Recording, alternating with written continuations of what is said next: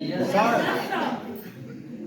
विचार करने की जरूरत है कि आज रात को यहाँ बैठे हैं तो क्यों बैठे हैं। एक शहंशाह था जो मरने से पहले अपनी बीवी के लिए क्या बना गया। इधर वाली सोच रही होगी सब अपने अपने घर वालों को बनवाएंगी भैया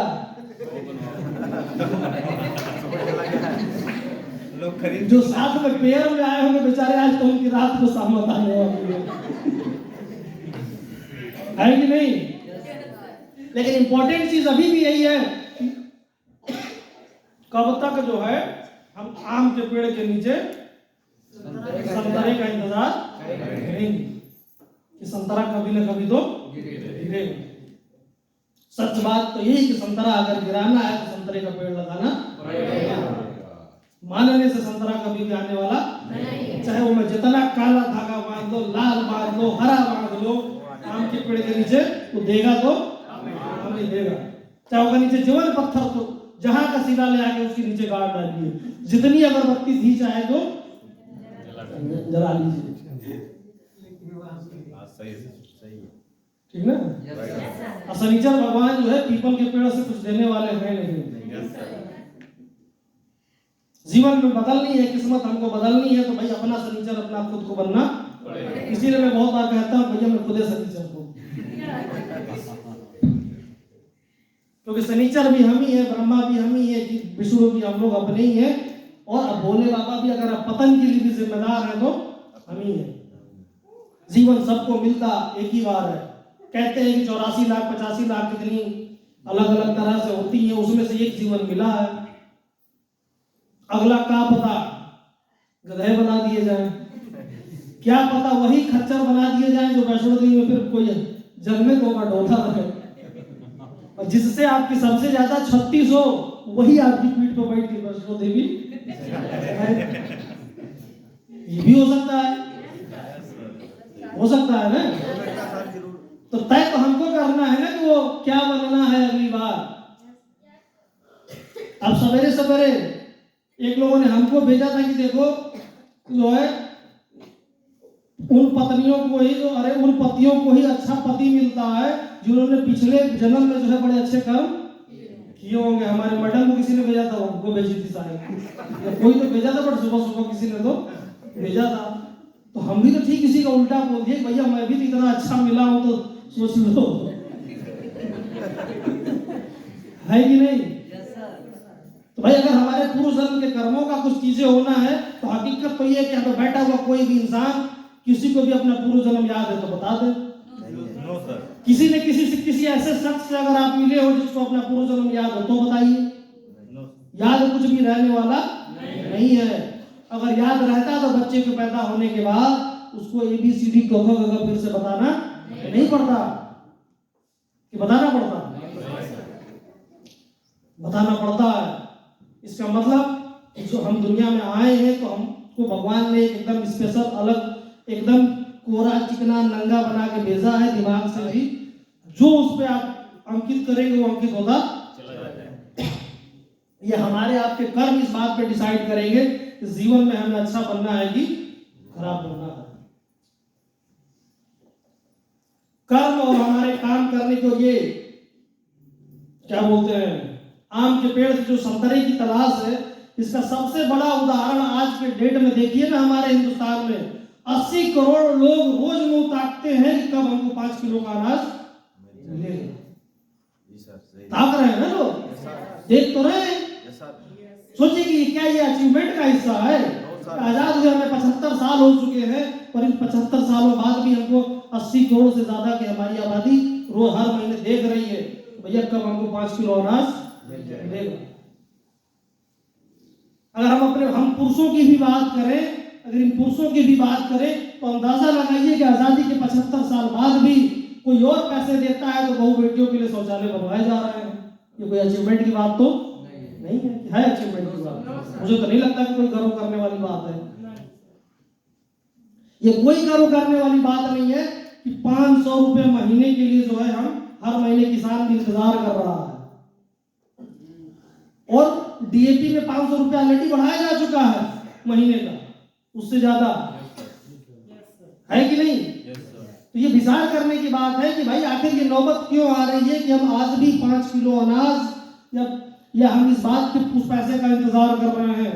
इसके पीछे कहीं ना कहीं हमारे अपने कर्म या हमारे पीछे परिवार के लोगों का कर्म छुपा हुआ है। जो कि अगर 4 पीढ़ी 5 पीढ़ी पहले चले जाएंगे तो सबके माँ बाप एक जैसे ही उठा के मिलेंगे। और हम लोग इस एरिया से बिलोंग करते हैं, वहां तो राजा महाराजा बहुत सारे हुए ही नहीं। एक तो काशी नरेश थे, बाकी छोड़ देंगे तो काशी नरेश और रामनगर वाले एक दो छोड़ देंगे तो बाकी कोई बहुत राजा रजवाड़े हम लोगों के एरिया में है नहीं। कोई बहुत महल जैसी चीजें देखने को नहीं मिलेगी, जो हकीकत है हमारे समाज का। तो आज रात को अगर आप इकट्ठा हैं, यहाँ पे बैठे हुए हैं, तो इस बात को तय करना पड़ेगा कि अगर हमें जीवन में सफलता पानी है, सक्सेस मिलती है, तो इसके लिए हमारे कर्म कहीं ना कहीं जिम्मेदार है। मेरा बताने का सिर्फ पर्पस इतना है अभी कि सारी की सारी ताकत, सारी की सारी क्षमता हमारे आपके अपने जीवन में छुपी हुई है। ये मुझे लगता है, क्योंकि मुझे पता है कि जब मैं अगर यहाँ तक आ सकता हूँ, मैं इतनी चीजों को सफलता पा सकता हूँ, तो मुझे लगता है कि यहाँ पे बैठे हुए हर उस इंसान को चाहे तो सफलता को पा सकते हैं। बशर्ते कि कुछ कहानियों को, कुछ सिद्धांतों को हमको अपने जीवन में उतारने की जरूरत है। इस बात को दिमाग में बैठाने की जरूरत है कि आज 8 फरवरी सन 2024 को हम यहाँ पे आगरा में रमाडा के इस हॉल में बैठे हुए हैं। कितने लोगों के जीवन में 8 फरवरी दोबारा आएगी? हाथ उठा के बता दीजिए।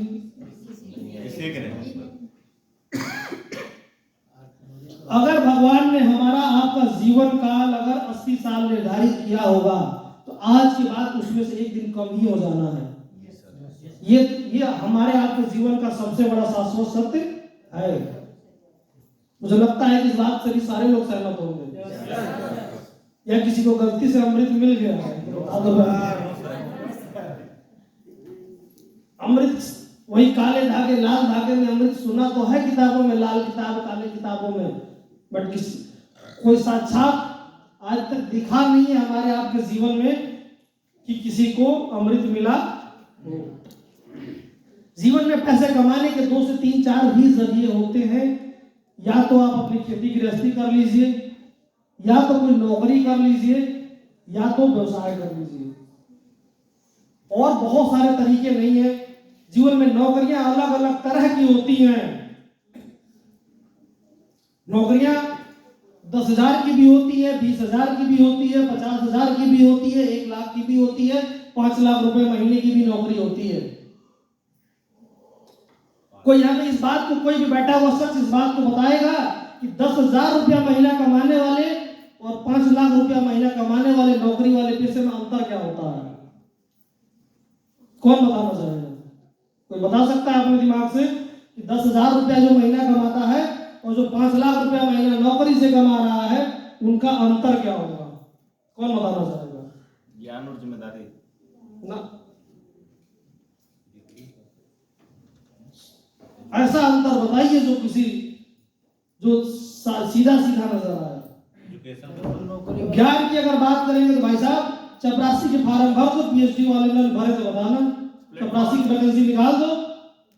अब पाएगा तो वो 10,000, पीएचडी वाले का सिलेक्शन हो गया तो क्या उसका ज्ञान की कमी है क्या?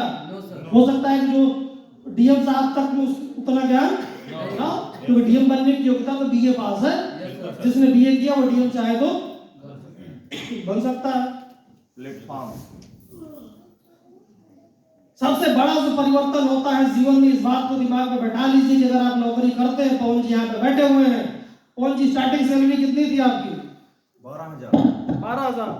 अभी कितनी सैलरी है? 60,000। चलिए देखिए अभी पवन जी पे मैं साबित करता हूँ।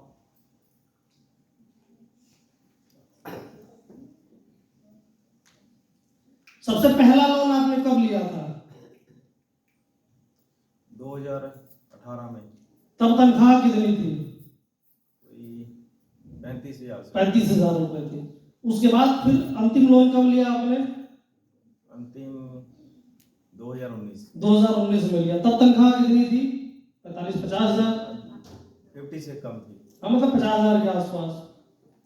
एक पता है, नौकरी करने में सिर्फ एक चीज का अंतर आता है 10,000 से 5 लाख वाले में।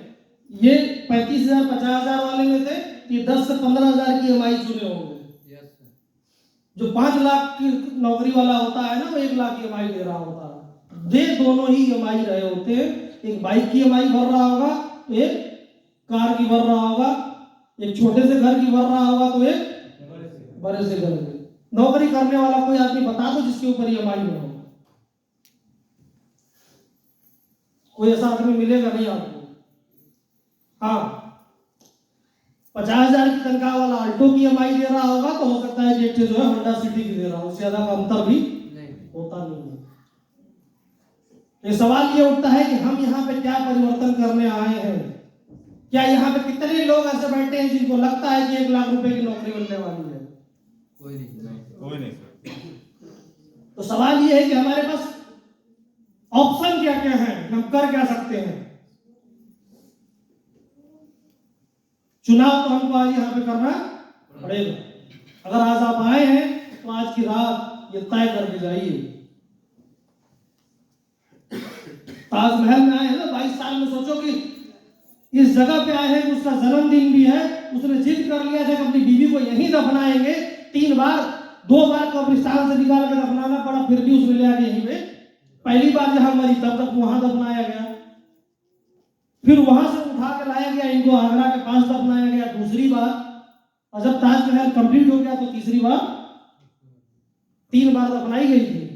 सोचो, जिद है ना, जिद तो जिद, चाहे लाश के साथ जिद हो चाहे जिंदा इंसानों के साथ हो, बात तो वही है।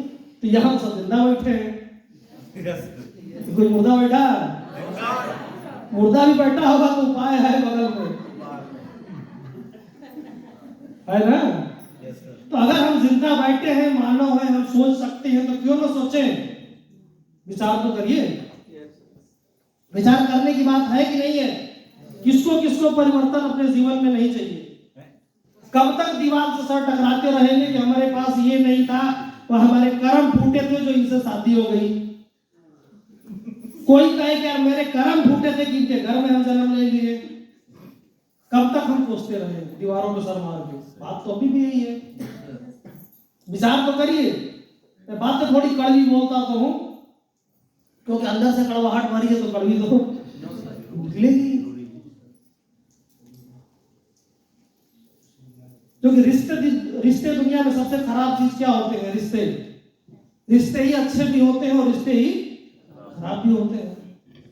चुनाव हमको आपको जीवन में करना पड़ता है कि कौन से रिश्ते से हमारे जीवन का परिवर्तन आएगा और कौन से रिश्ते को अपनाने से हमारे जीवन में परिवर्तन नहीं आएगा। एक छोटा सा बच्चा होता है, जब आप छोटे बच्चे होंगे, यहीं पे देखिए 2-3 बच्चे आए हुए हैं, या तो अपने माँ के साथ आए होंगे, चाहे तो पिता के साथ आए होंगे। जीवन में अगर आपको अपने परिवर्तन लाना है तो कहीं ना कहीं, आज बहुत सारे लोग यहाँ पे छोटे छोटे बच्चों के साथ आए हैं, बहुत सारे लोग यहाँ पे ऐसे बैठे होंगे जिनके बच्चे और भी होंगे घरों में उनके, है कि नहीं है? यहाँ पे कितने ऐसे हैं जो पेरेंट्स हैं जिनके बच्चे हैं? मुझे लगता है कि बहुत सारे लोग ऐसे हैं जिनके बच्चे हैं। मुझे लगता है वो जो बच्चा है, सबसे ज्यादा प्रेम आप भी उससे करते होंगे और बच्चा भी आपसे उतना ही प्रेम करता होगा। लेकिन दुनिया में अगर सफल बनाना है, सक्सेस करना है, तो कहीं ना कहीं भाई उसकी नींव ही हमें पहले से मजबूत तो करनी पड़ेगी। जिस तरीके से हमें अपने बच्चे पे ज्यादा विश्वास होता है, उसी तरीके से अपने एक बच्चे को भी अपने माँ बाप पे बहुत ज्यादा विश्वास होता है।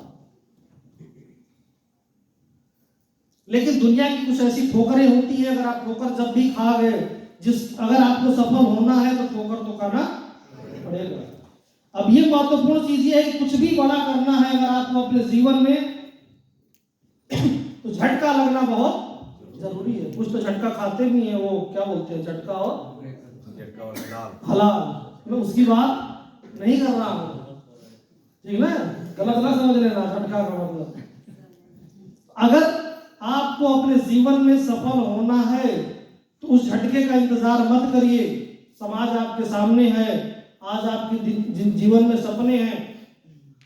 बहुत सारे पेरेंट्स होंगे, जरा मेरा लैपटॉप ऑन करना, मैं बात सपनों की कर रहे हैं। यहाँ पे लगभग आधे ऐसे लोग हैं जो पेरेंट्स के रूप में यहाँ पे बैठे हुए हैं।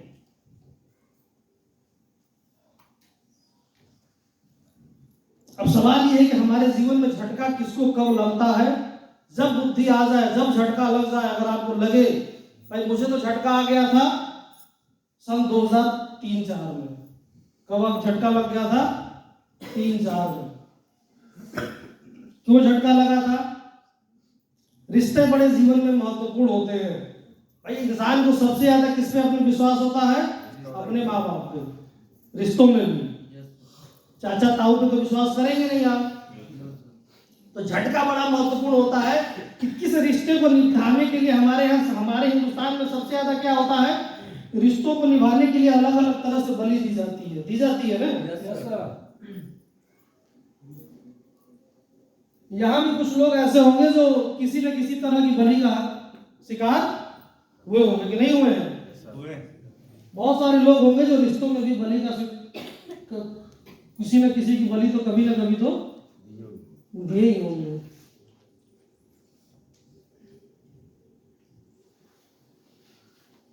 देखिए सपनों के हम लोग बहुत सारे गार्जियन बैठे हैं। जब आप मार्केट में जाते होंगे तो आपके बच्चे भी कुछ ना कुछ ऐसे ही चीजों की जिद विचार तो करिए भाई, हमने थोड़ी देर के लिए हंस तो लिया, लेकिन हम क्या करते हैं अपने जीवन में? करते तो यही है। हकीकत तो ये है कि भाई किस माँ बाप को इस बात का शौक नहीं लगा है कि अपने बच्चे की हर ख्वाहिश को हम पूरी करें।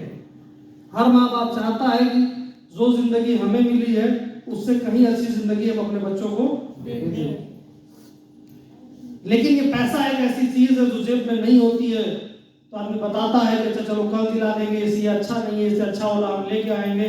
हम कहानियां सुनाते हैं क्योंकि हमने बचपन से पैदा होते समय भी कहानियां सुनी है, तो हम आगे भी अपने बच्चों को भी कहानियां सुनाने की कोशिश करते हैं। मुझे लगता है कि हमें बैठा हुआ हर वो शख्स इस बात से सहमत होगा। ये हमारे आपके जीवन में रोजमर्रा की जरूरतों की चीज है। ये हमारे साथ हमेशा होता आया है।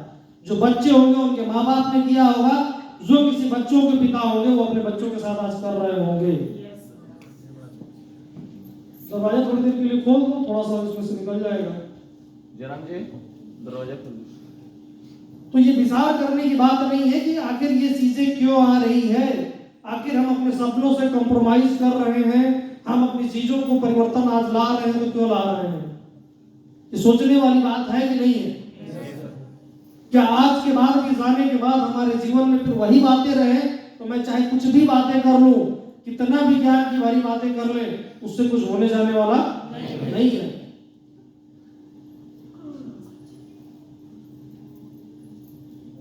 क्योंकि वरदान से अगर कुछ होना होता तो वरदान तो बहुत लोगों को मिला जीवन में, चाहे वो रावण हो, चाहे बहुत सारे लोग हमने आपने सुना है किससे कहानियां में कि लोगों को वरदान मिला है।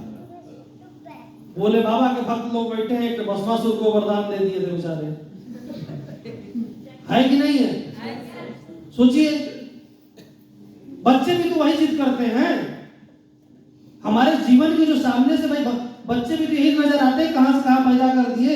हम लोग तो जो है मिट्टी के खिलौने में काम चला लेते थे, जबकि हमारे आपके समय में भी हो सकता है कि हम जिद करते रहे 10 मिनट से तो एक खिलौना मिलता रहा होगा। बहुत सारे लोग कहते हैं अरे हमारे तो अम्मा ने जो है कपड़ा का सिल के गुड़िया दे दिया, हम तो उसी से काम चला लिए। यहाँ बच्चों को रोज गुड़िया चाहिए। होता है कि नहीं होता है? कोई कहेगा कि हमको तो भाई नात बाप के यहाँ से ही जो कपड़े मिल जाते थे उसी से हमारा बचपन जो है बीत गया। होता है कि नहीं होता?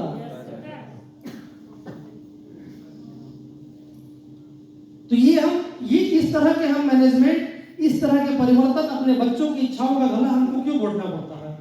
सब भुक्तभोगी हैं। कुछ दो तरह से हैं, कुछ यहाँ पे वो होंगे जो सता रहे होंगे, कुछ सताए गए होंगे, कुछ भविष्य में सताएंगे, जैसे जेपी है, और भी बहुत सारे लोग होंगे। वो जो बच्चे यहाँ पे बहुत सारे आए हैं बेचारे सताए जा रहे होंगे इस समय। सवाल अभी भी यही है कि भाई ये नौबत, ये विचार क्यों आ रहा है? ऐसा नहीं कि मैं नहीं सताया गया, हमारे पिताजी तो और एडवांस हो गए थे। हमारे पिताजी तो कंडीशन ये थी कि कभी पॉकेट मनी तो हम लोगों को मिली ही नहीं, बहुत जिद करके उस जमाने में 25 पैसा हमारे पिताजी जो है देते थे। अब बहुत चालाक थे, और जब एक दिन जो है 2 रुपया का एक पौवा जो है अंगूर खरीदते, जिस दिन खिलाते थे ना, कहते थे कि अगले 8 दिन का हो गया, क्योंकि आधे से ज्यादा तो खुद खा जाते थे। बाद में समझ में आया ना क्या, हम तो 50 पैसे का ही खाते थे, यानी कि हम 3 दिन को 2 दिन बाद लेने के हकदार हो सकते थे, लेकिन बिजनेस वाली बुद्धि नहीं थी। जब नानी के यहाँ जाओ, जब विदाई कराने पिताजी जाते थे तो एकदम जोड़े रहते थे, कहाँ से इसको क्या रुपया मिला है। पहुंचते ही पहला काम कि ड्रेस, कॉपी किताब सब पैसा हम तुमको देंगे, पटाखे के टाइम तक भी पैसा मिलता ही नहीं था। तो ऐसा नहीं है कि भाई सिर्फ हम जो जिस जीवन से आप गुजर रहे हैं उस जीवन से मैं नहीं गुजरा हूँ, कहीं ना कहीं मैं भी गुजरा हूँ, क्योंकि भाई हम भी वैसे ही आम परिवारों से रहे जैसे आम परिवारों से रहे। रिश्ते बड़े महत्वपूर्ण है, मैंने कहा था ना, रिश्ते और विश्वास, लेकिन झटका बहुत जीवन में महत्वपूर्ण है।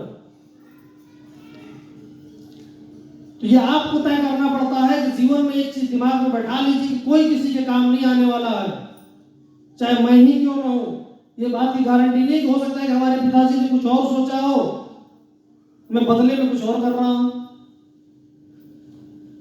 हो सकता है कि उनके दादा ने सोचा रहा हो कि खेती करेगा और जीवन भर मेरे आंख के सामने ही रहेगा, है कि नहीं? Yes sir. हम कर कुछ और रहे हैं। हो सकता है कि मैंने अपने बच्चों के लिए कुछ और सोचा हो और वो करेंगे कुछ और,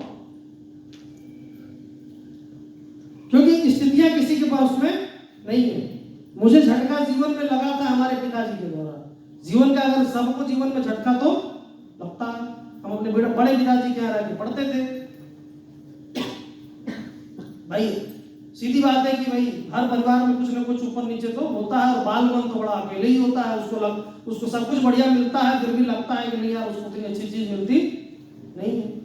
हमारे पिताजी ने जीवन में पहला झटका तभी दिया था जब कहा था भैया तुमको, हमने कहा कि भैया ऐसा है कि अब यहाँ पढ़ाई ढंग से हो नहीं पाती है, काम बहुत कराते हैं ये लोग, एग्जाम के टाइम में तो और काम कराते हैं, ऐसा करो हमको अलग से रूम दिला दो।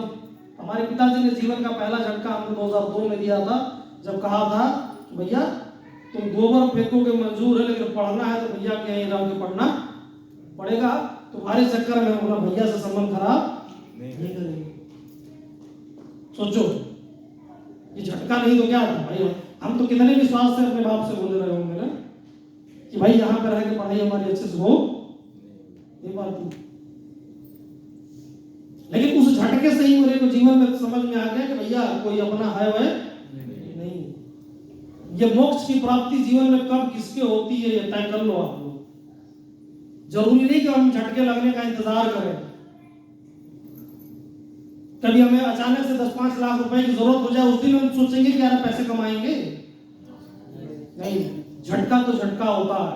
तो मेरे को जीवन में पहला हमको अपना झटका हमारे पिताजी ने ही दिया था कि भैया तुमको रहना है तो नहीं क्या रह के पढ़ना पड़ेगा। अभी मैं 25 दिसंबर को घर गया था, हमारे पिताजी ने कहा कि भैया कह रहे हैं कि यार हम अपना वाला हिस्सा बेचेंगे।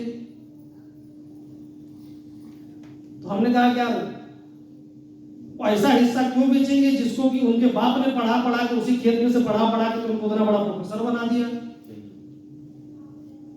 उस जमाने में उन्होंने उनको जो है बीएचयू में भेज के पढ़ाया, इलाहाबाद विश्वविद्यालय भेज के पढ़ाया, जिस जमाने में जो है उनको कभी खेती का काम तो करने नहीं दिया।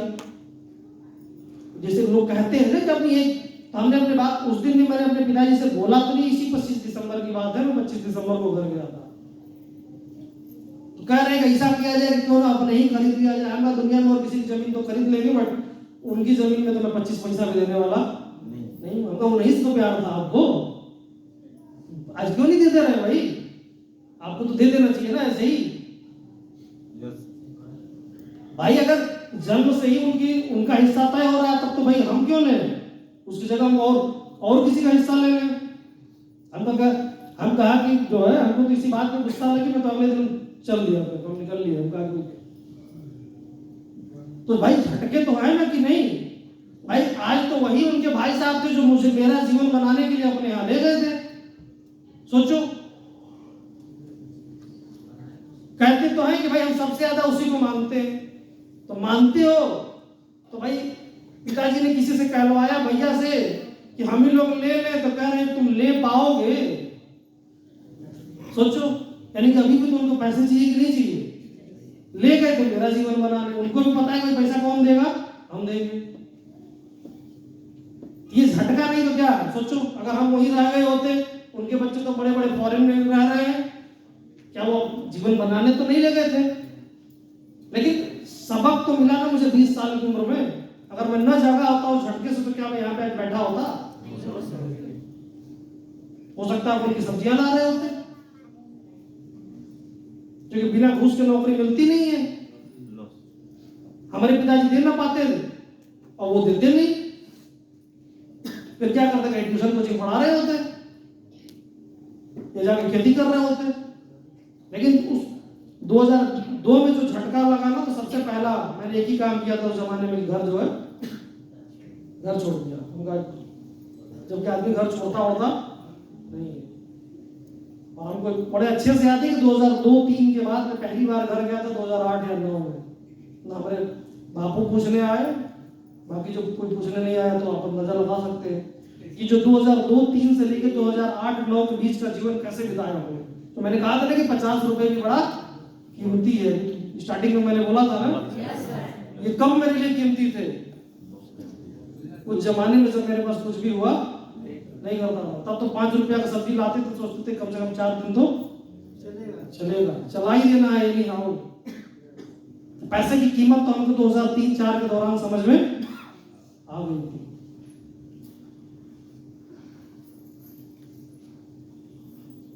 तो लेकिन ये भी जीवन में समझ में आया ना कि भाई ये झटका, अब आप तय करिए कि जब आपको झटका लगेगा तब संभलेंगे या संभल जाने की बिना झटका लगे जरूरत है। ये तो तय करने की बात है कि नहीं है?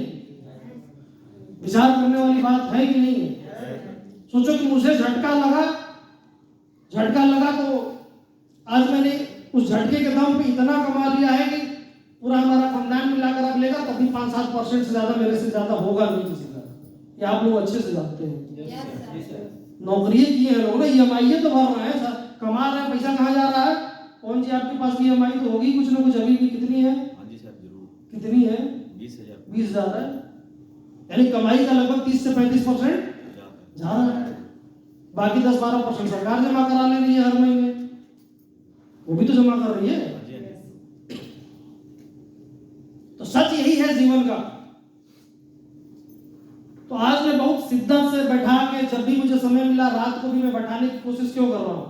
ये विचार करने की जरूरत है कि ये मन को जगाइए। और मन तब सबसे ज्यादा कब जागता है हमारा? जब रात होती है तब। और ब्रह्म मुहूर्त आने वाला है जल्दी। किसी को नींद आ रही है तो बता दो भाई। चलाइए वो आ जाएगा। क्योंकि भाई देखो, मैं तो तब से जब नींद टूटी तो तब से मुझे कभी नींद बहुत अच्छे से कभी लगी नहीं। सही बात तो यही है कि रोज याद आता है भाई कुछ डायलॉग्स जीवन में जो हमको हमारे अपनों ने ही दिए थे। हम तो कभी उससे उभरे ही नहीं, अभी भी नहीं उभरे। अभी भी समझ में आता है कि इतनी लंबी लकीर खींचो, क्यों दूरबीन लगा के भी देखे तो मैं दिखूं नहीं। मैं आपको बता दूं कि 2009 में जब मैं पहली बार अपने घर गया था, बड़े पिताजी की लड़की की शादी में, तो अपने कार से गया था। सोचो कितना, विचार तो करिए। ये झटका नहीं तो क्या था? वो झटका नहीं लगा होता तो 2009 में यानी 24 साल की उम्र में मैं कार नहीं खरीदता। वो भी तब जब जेब में 10-5 रुपए भी नहीं होते थे तब। अब वो 2002 से लेकर 3 से लेकर 2009 के बीच की लाइफ तो किसी ने देखी ही नहीं ना कि मैंने क्या किया क्या नहीं किया। बहुत सारे लोग कहते हैं कि सर आपको ये भी काम आता है। काम कहाँ यार? ये काम में मैंने 2 महीना किया। कुछ लोग कहते हैं कि यार इनको ये भी आता है, ये भी आता है, ये भी आता है, पंखों बना लेते हैं, बिजलियों बना लेते हैं, जरूरत पड़ती है तो ये काम भी कर लेते हैं, वो काम भी कर लेते हैं। क्या करें भाई, जीवन में कभी न कभी कुछ ना कुछ वक्त हालात ऐसे रहे कि वो सारे काम कभी ना कभी किए गए, क्योंकि भाई जिंदा रहना है तो कुछ ना कुछ तो करना पड़ेगा। लेकिन हाँ, छोटे से जीवन को जीते हुए आज हम यहां तक अगर आए हैं तो उसके पीछे बहुत सारे कॉम्प्रोमाइजेस थे। लेकिन हाँ, अपने लक्ष्य को कभी भी अपने आंखों के सामने से जाने नहीं दिया। लक्ष्य का सपना तब भी यही था, इतनी लंबी लकीर खींचनी है कि सब देखो ना पाए। जो भी लोग जब देखने की कोशिश करें तो उनसे हमारी दूरी इतनी ज्यादा रहे जिसकी हम कल्पना ही ना कर सके। उस दिन से जीवन में मुझे समझ में आया कि जो रिश्ते हम खुद से बनाते हैं ना, उससे बड़ा कोई रिश्ता तो है ही नहीं। और सही बात भी यही है कि मेरे जीवन में वही रिश्ते काम आए जो रिश्ते मैंने खुद से बनाए। जो रिश्ते मुझे रिश्तों में मिले, जो मुझे रिश्ते जन्म से मिले, वो रिश्ते मेरे जीवन में तो कभी काम नहीं आया। कभी मैं किसी रिश्तेदार के यहाँ घर चला गया तो लोगों ने कहा कि जो है खाने का ठिकाना नहीं था, तो जो है अरे 2 दिन अगर रुक गए, बाकी 28 दिन तो कहीं खाते होंगे ना। 2 दिन में इतना अमृत तो खिला लीजिए कि हमें 2-4 साल की जरूरत ना रहे। लेकिन आज वही रिश्तेदार कहते हैं कि भैया तुम आए नहीं, मैंने कहा टाइम ही नहीं मिलता, भूख लगेगी तो आएंगे भाई आपके यहाँ। अब तो कह सकते हैं ना। अब लोग बड़े शान से सुनते हैं क्योंकि कोई कुछ मुझे बदले में कहने की स्थिति में है नहीं। ये तो तय आपको हमको करना है ना कि यार हमारे आपके जीवन में वो झटका क्या है, ये तो तय करो ना। ऐसी कौन सी चीज है जिसका जवाब आपको जीवन में देना है? कोई आपकी सहेली है जो आपसे बहुत पैसे वाली हो गई है, कोई रिश्तेदार है, या कोई नातेदार है, या कोई देवरानी है, जेठानी है, कौन है? ये तो तय तो करना पड़ेगा ना हमें। कोई हमारा मित्र है या कोई पड़ोसी है, किससे आगे जाना है आपको? कोई एक लकीर तो हमें जीवन में बनानी पड़ेगी। और मेरे तो अपने जन्मदाता लोग ही, अपने परिवार के लोग ही मेरी लकीर के हिस्से थे। सोचो, कंपटीशन कितना ज्यादा था, होता है ना। तो हमारे घर में तो एक से एक बुद्धिमान दीर्घमान लोग थे। हमारे भाई साहब उस जमाने में भाई ऑल इंडिया 62 रैंक थी उनकी IIT में, तो बुद्धिमान तो थे ही। हमारे पिताजी लोग हैं, कहते थे, उनके फ्रेंड्स कहते हैं कि इसने तो जीवन में कभी नोट्स बनाया ही नहीं, और हम लगातार जो है पता चलता है कि गोल्ड मेडल मिल गया। तो भाई कंपटीशन तो था ही ना। लेकिन उस कंपटीशन के दौर में भी भाई झटके मिले, तो अब ये तो तय करिए कि आज आपको झटके मिले कि नहीं मिले। भाई अगर किसी को ताजमहल जैसी इमारत में भी दफन होने का मन होगा तो भी तो पैसे चाहिए, नहीं चाहिए? भाई शाहजहां ने भी तो अपने जीते जी अपना मकबरा बनवाया ना, उसके बेटों ने थोड़ी ना बनवाया। अकबर ने बनवाया तो अपने जीते जी बनवाया। जितने भी मुगल बादशाह आते लगभग हुमायूं को छोड़ के उनके जीवन में ही उनका मकबरा बना। और हुमायूं के भी मकबरा उनके जीवन काल में ही बनना शुरू हो गया। ऐसा नहीं है कि वो बहुत बाद में बना। तो आज हमको आपको अगर यहाँ पे बैठे हुए हैं, अगर आप हम ये तय कर लिए कि भैया ब्रह्मा जी हमारे दिमाग में आएगी नहीं आए, मोक्ष की प्राप्ति कब किसके जीवन में हो रही है। अगर मोक्ष मिल गई हो तो कुछ काम की बातें की जाए। आपके जीवन में भी कुछ ऐसा मोक्ष मिला है कि नहीं मिला है? पहले ये तो तय हो कि सबका जीवन एकदम बढ़िया खुशहाल चल रहा है, तब तो कोई बात ही नहीं है। अगर सबका जीवन बहुत अच्छा चल रहा है, सबके जीवन में बहुत खुशियां हैं, बहुत, देखो मैं कड़वा क्यों बोलता हूँ, बात समझ में आई है? भाई मैं बोलता इसलिए हूँ कि भाई जो जीवन मैंने जिया, मैं नहीं चाहता कि भाई दूर दूर तक रिश्तेदार तो भले जिए, बाकी वो जितने रिश्ते मैंने बनाए उसमें से तो कोई गुना देखना पड़े, है कि नहीं? तो मैं कड़वा सिर्फ और सिर्फ इसीलिए बोलता हूँ कि मैं नहीं चाहता हूँ कि जो जीवन मैंने देखा वो किसी और को देखना पड़ेगा। हाँ, डायरेक्ट सेलिंग एक अलग तरह का बिजनेस है, मैं ये जानता हूँ। डायरेक्ट सेलिंग में मैंने बहुत सारे लीडर्स को सुना है, बहुत सारे लीडर्स आते हैं, वो बताते हैं कि भैया इसके पहले तो एकदम रोड पे थे और आए तो जीवन बदल गया, जबकि जीवन रोड पे आके डायरेक्ट सेलिंग में आने से नहीं बदलने वाला। ऐसा नहीं है कि आप 4 स्टार कंपनी में आप लोग यहाँ पे ज्वाइन कर गए हैं और आगरा में रमाडा में आ गए, यहाँ पे किसी को जिन्न नहीं मिलने वाला। ये दिमाग में बैठा लीजिएगा, जो भी जिन्न है आपके अपने दिमाग में है। ये इस बात को तय करना पड़ेगा कि कितनी रातें हम जागेंगे। आपको अंदाजा होना चाहिए कि भाई मैंने भी अपने जीवन में बहुत सारी रातें जागी है। मैं ट्रेन में सफर करने के लिए त्योहार का दिन चुनता था, क्योंकि त्योहार का दिन ही एक ऐसा दिन होता था जिस दिन ट्रेन में चेकिंग होती नहीं। जैसे मैंने आज चुना ना कि आज किसी का पैसा ना लगे भाई है कि नहीं। तो हमको पता था कि दशहरे के दिन तो साला आधे से ज्यादा टीटी तो छुट्टी पे होंगे, कोई टिकट चेक करने आएगा नहीं। दिवाली के दिन तो एकदम गलती से भी कोई आने वाला है नहीं।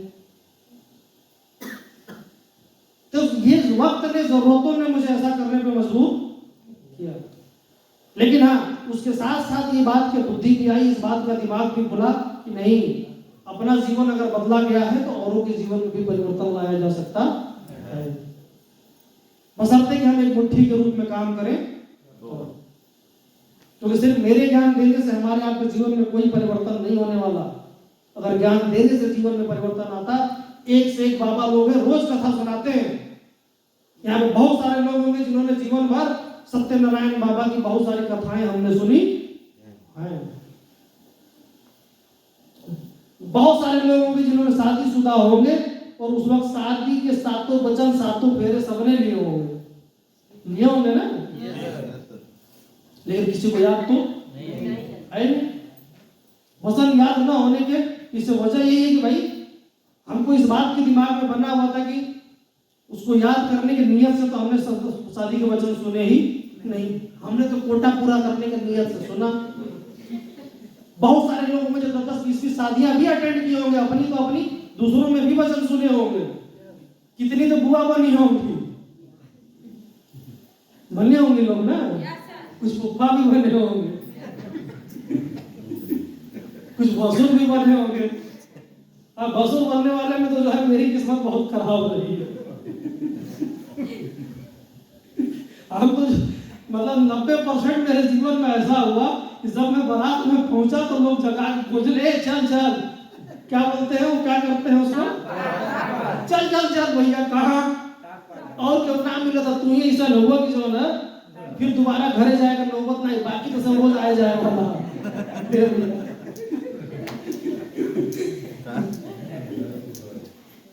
और तो हमारे घर के जो दयाटी में जो चाचा लगेगा ना, उसका भी ताक पात हम ही घर के तो कहीं करे तो उनको रिक्वेस्ट करा देना उसे। हम अपने मौसी से के लड़कों से लेके मतलब कितना किए हैं मुझे खुद ही याद नहीं। हाँ, लेकिन जैसे मैंने कहा ना कि आज 50 रुपए बचा दी तो वो माला पहन नहीं पाए, बैगन करके बता दे लोगों ने पहनाने की बैगन की माला तो कोशिश बहुत की थी। चाहे कि भाई महिलाओं को अनुभव होगा, गिरी होगी तो 4 लोग जरूर बैगन का माला पहुंचाने में, पहनाने में। बैगन, आलू, क्या क्या रहता है, गोधा हम करते ही जा रहे हैं भाई। देखिए, क्योंकि मुझे तो मोक्ष बहुत पहले मिल गया था, तो मोक्ष मिला तो खाली एक ही तरह का थोड़ी ना मिला, जीवन में हर तरह का मोक्ष हमें मिला। तो तय तो करिए कि क्या आज हमें भी मोक्ष की प्राप्ति करनी है कि नहीं करनी है। करनी है। बनारस में जिस जगह से आप लोग आए हैं वहीं पे बगल में सारनाथ है। सोचो कि दुनिया में सबसे बड़ा जो ज्ञानी विद्वानी, बहुत सारे ब्रह्मा विष्णु महेश कहे तो जाते हैं, पर किसी ने साक्षात देखा नहीं है। दुनिया में जो सबसे पहला बुद्धिमान आदमी, और आज भी दुनिया में किसी जीवित व्यक्ति के सबसे ज्यादा फॉलोअर हैं, उसने जीवन का पहला उपदेश आपके बगल में लिया था। सोचो,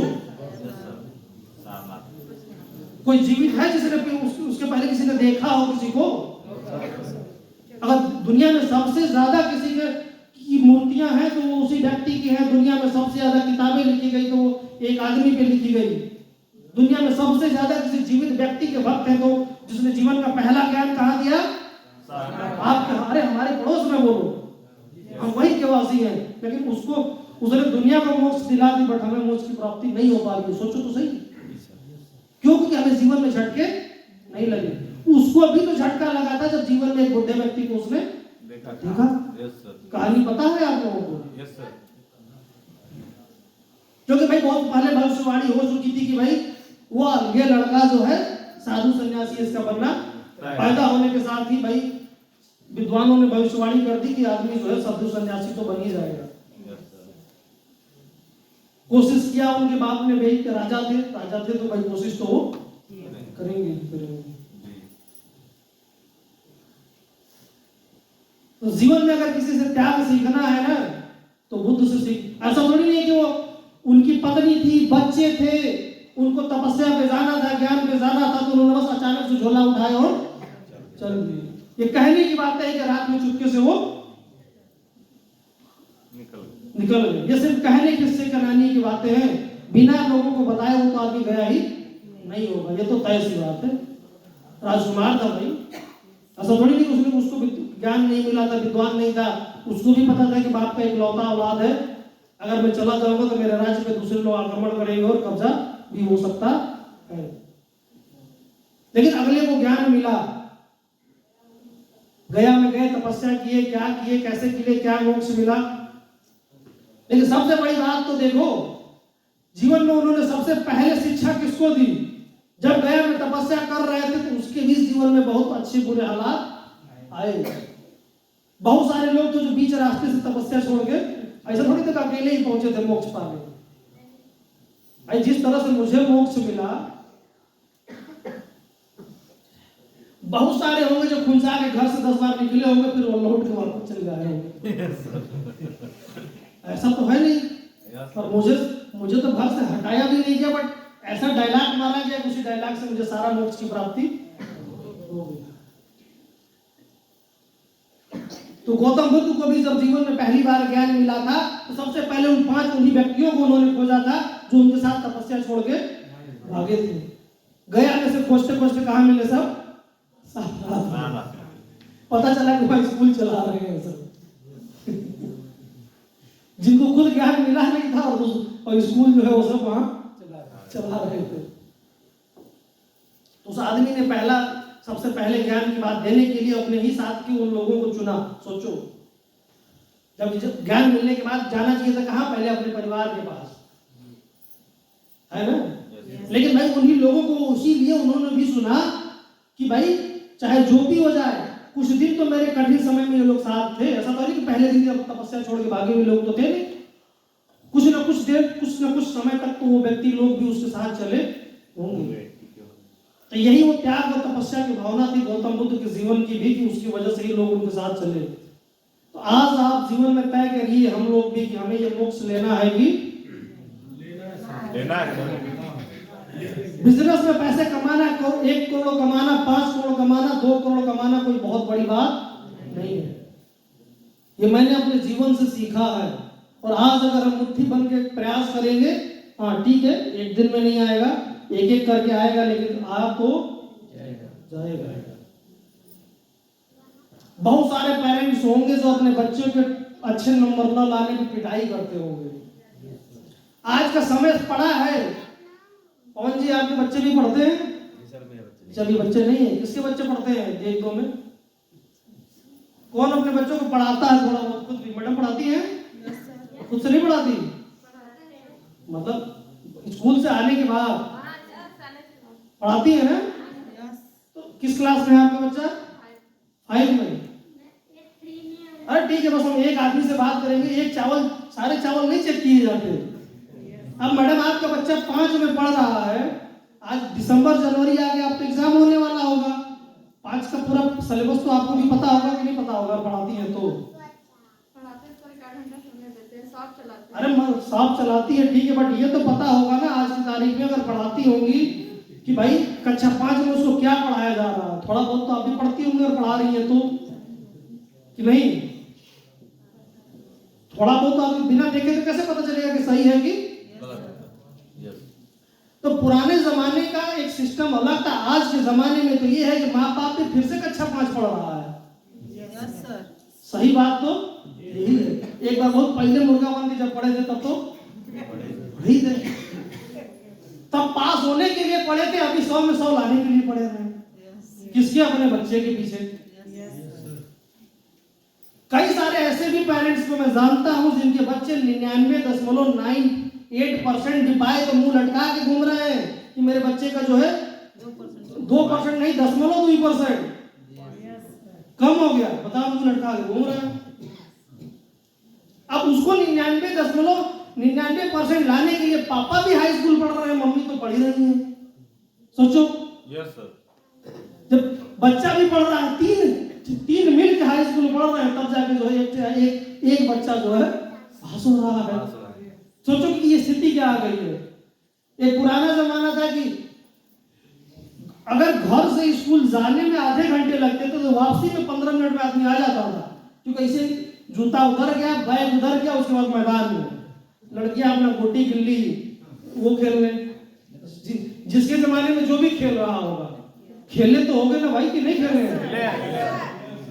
सोचो, तब हमारे बाबू पढ़ते ही नहीं थे, हमारे साथ तो नहीं पढ़ते थे ना, लेकिन आज हम क्या कर रहे हैं, अपने बच्चे के साथ खुद भी पढ़ रहे हैं। टेंशन में है, इतना टेंशन में है, हमारी पत्नी बड़ी टेंशन में रहती है, मैं तो एकदम नहीं रहता। इसलिए मुझे पता है कि कक्षा 3, 4, 5, 8 तक पढ़ा लेने से कोई बहुत विद्वान तो होने वाला है नहीं। बहुत सारे यहाँ पे मैथ के स्टूडेंट होंगे, साइंस पढ़े होंगे ना, कि नहीं पढ़े होंगे। हाई स्कूल में साइंस कितने लोग पढ़े हैं? मैथ में पढ़े हैं ना बहुत लोग। साइन थीटा, कॉस थीटा और ट्रिग्नोमेट्री सब पढ़े होंगे ना, त्रिकोणमिति और a square b square Modi ji भी एक दिन पढ़ा रहे थे। जीवन में कभी जरूरत पड़ी? उसके बाद सोचो, जो जीवन की हमारी पाठशाला थी, जीवन की जो शिक्षा थी, वो तो हमें पढ़ाई ही नहीं। इसीलिए आज यहाँ रमाडा के होटल में आप बैठे हैं, नहीं तो शायद बैठने की जरूरत नहीं पड़ती। लेकिन ये मोक्ष मुझे 2002 में जब मिला तो एक काम मैंने जरूर किया कि भाई हमने अपने बच्चों को एकदम बचपन से ही ट्रेनिंग देना शुरू कर दिया कि भाई हमारे माँ बाप तो अपने पिताजी को अपने भाई साहब पे आश्रित रहे कि हमारे भाई साहब हमारे अपने बच्चों का जीवन बनाए हैं तो मेरे बच्चों का भी जीवन बना देंगे। तो ये मुझे मोक्ष मिला, तो इसका नतीजा ये है कि हमारा बेटा 2 साल का है, फिर भी बिना मम्मी के रह लेता है। देखो इन लोगों के बच्चे नहीं रह पा रहे हैं। सोचो, हमारे बच्चे तो हमारे साथ रह लेते हैं, और जब मेरे साथ होते हैं तो मम्मी के यहाँ जाने का नाम तो लेते नहीं है। इवन वीडियो कॉल तक पे मम्मी से बात करने को तैयार नहीं होते हैं। सोचो,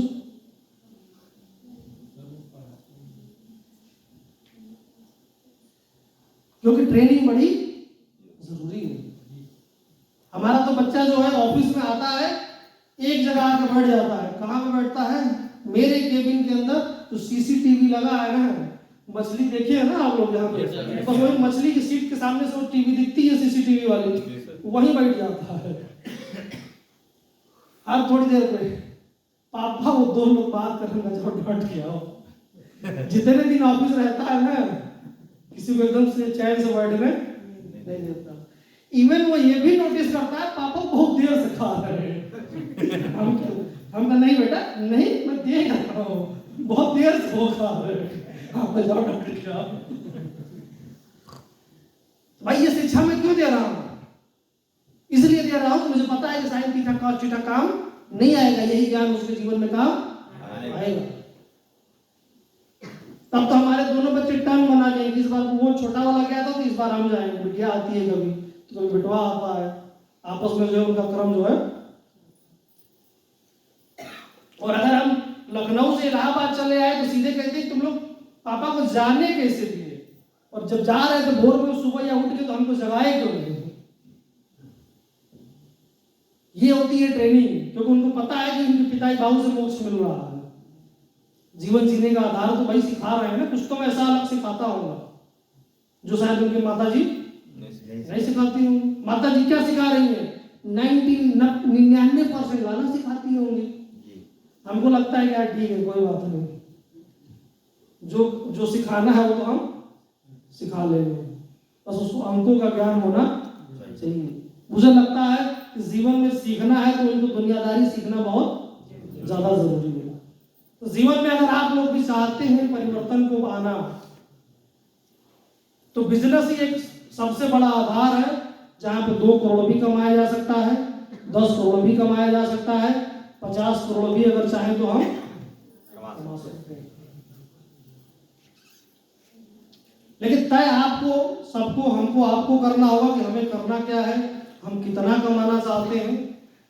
अगर आप लोग कमाना चाहते हैं अपने जीवन में बहुत ज्यादा पैसा, तो ऐसा नहीं है कि कमा नहीं सकते, कमा सकते हैं, लेकिन जो तरीके बिजनेस को करने के हैं वो सारे तरीके आप सबको अपनाने पड़ेंगे, वो सारे तरीके आपको जीवन में करने पड़ेंगे।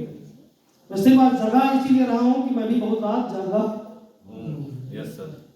हम तो कल भी 3 बजे तक जगे थे, आप लोग भी ट्रेन में सफर करके जगे होंगे। सो कराए सर। सो क्या है, हम तो कार में बैठ के आए यार, तुम लोग तो सो गए। सोचो हमसे अच्छे से तो काफी लोग आए। Yes sir. आए ना। यस। आप लोगों को यहाँ से कल मीटिंग खत्म होगी, आप लोगों का तो सफर मुगल सराय तक खत्म हो जाएगा, हमको तो कल रात तक पहुंचना है बिहार, क्योंकि वो मीटिंग है। एक दिन मीटिंग करने के बाद फिर मुझे आगे भी जाना है। सोचो कि मैं आज इतने पैसे कमाने के बाद भी मैं इतनी मेहनत क्यों कर रहा हूँ, क्योंकि मुझे लगता है कि भाई अभी जो मोक्ष मिला है उससे भी आगे तक मोक्ष पाने की जरूरत है। Yes sir. क्योंकि 10-5 करोड़ रुपए कमा लेने से कुछ होने जाने वाला है नहीं, ये भी बात सत्य है। जी सर। जरूर।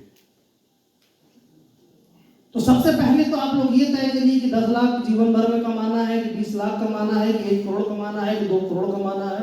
अगर ये लक्ष्य बना लेते हैं, ये चीजें हम तय कर लेते हैं, तो कुछ भी असंभव नहीं है, जो मुझे लगता है। चाहे वो महिलाएं हो तो, चाहे पुरुष लोग हो तो। महिलाओं के पास ज्यादा क्षमता होती है, ये किसी भी को बताने की जरूरत नहीं है, क्योंकि महिला के पास जो क्षमता होती है, महिला के पास जो सहनशीलता होती है, वो शायद किसी पुरुष के पास तो होती ही नहीं है। मैं तो ऐसे ऐसे पुरुषों को देखा हूं, एक दिन ब्लड डोनेट कर देते हैं, 6 महीना तक पैसा उठक दंड बैठक और इतना जूस पीते हैं कि ना पूछो। आप लोगों ने भी देखा होगा अपने घरों में बहुत सारे लोग, यस सर। जब उतना ब्लड तो इन लोगों का हर महीने जो है ऐसे ही खराब हो जाता खराब हो जाता है। फिर भी कोई किसी, सबसे घर का बचा खाना ये लोग खाती हैं, मिला तो ठीक, ना मिला तो ठीक।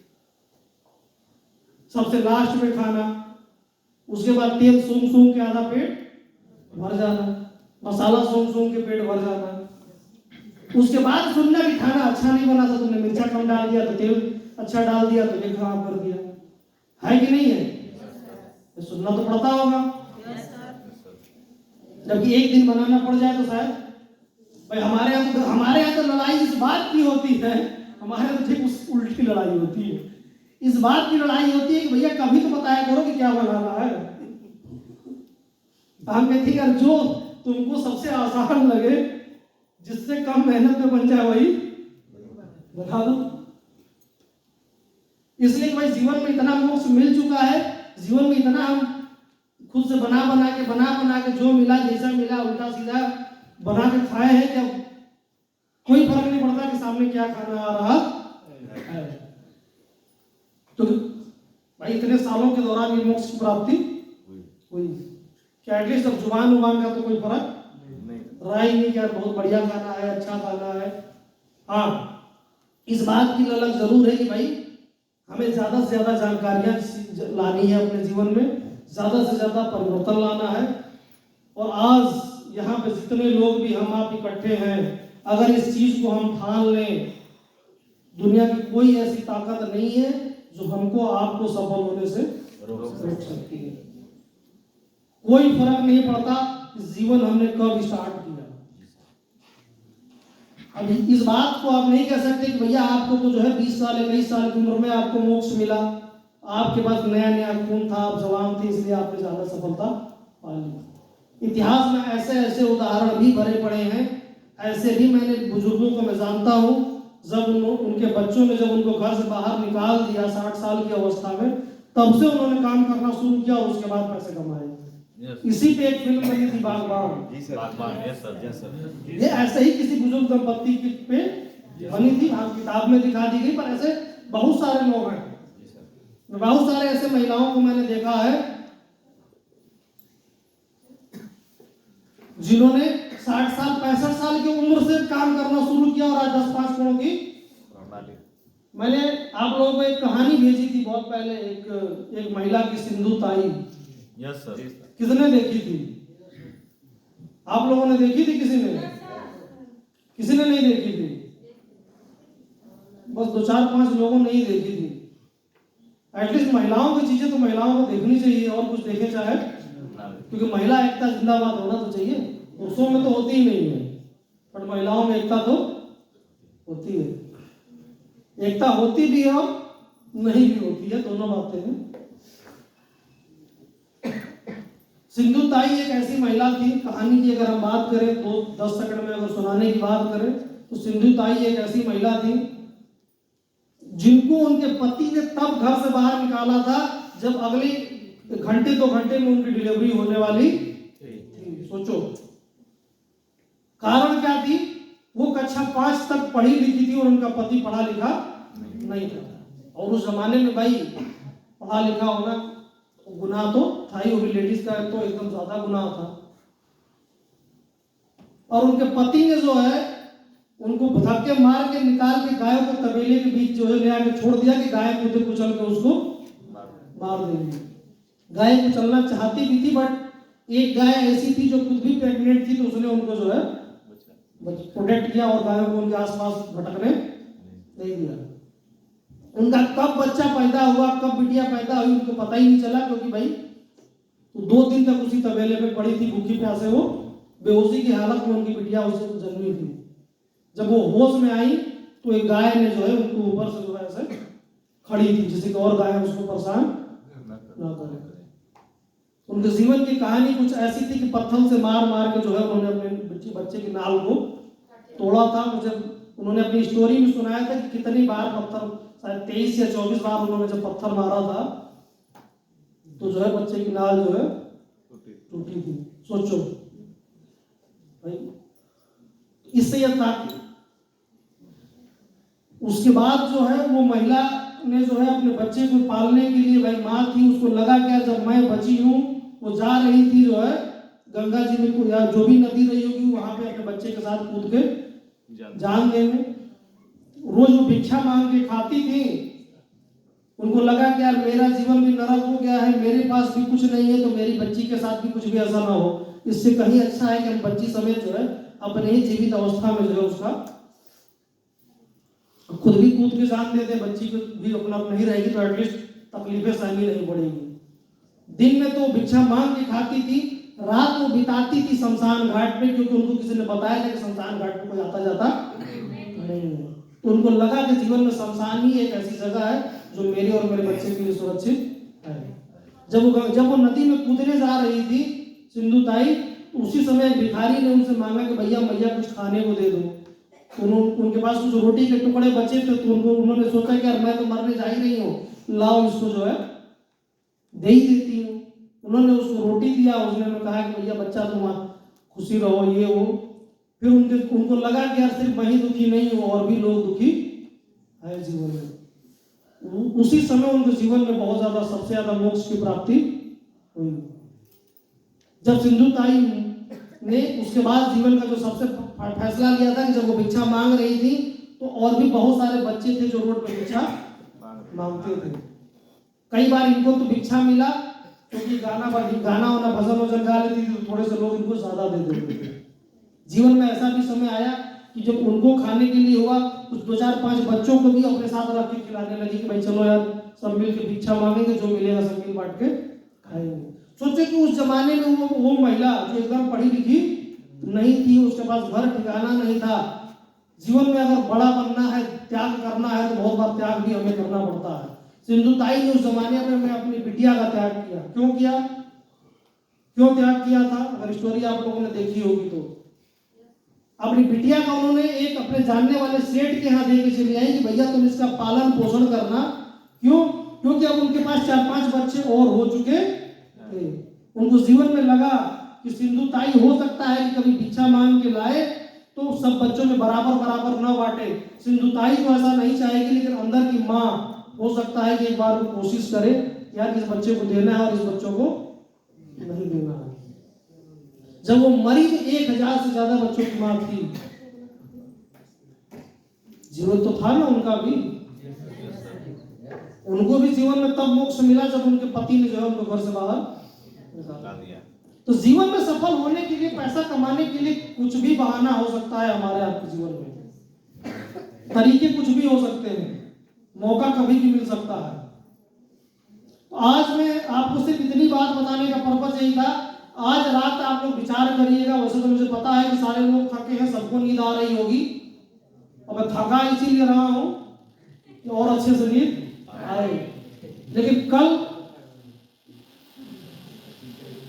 बहुत सारी ऐसी भी बातें हम करेंगे, जीवन के ऐसे मंत्रों की भी बातें करेंगे कि मुझे लगता है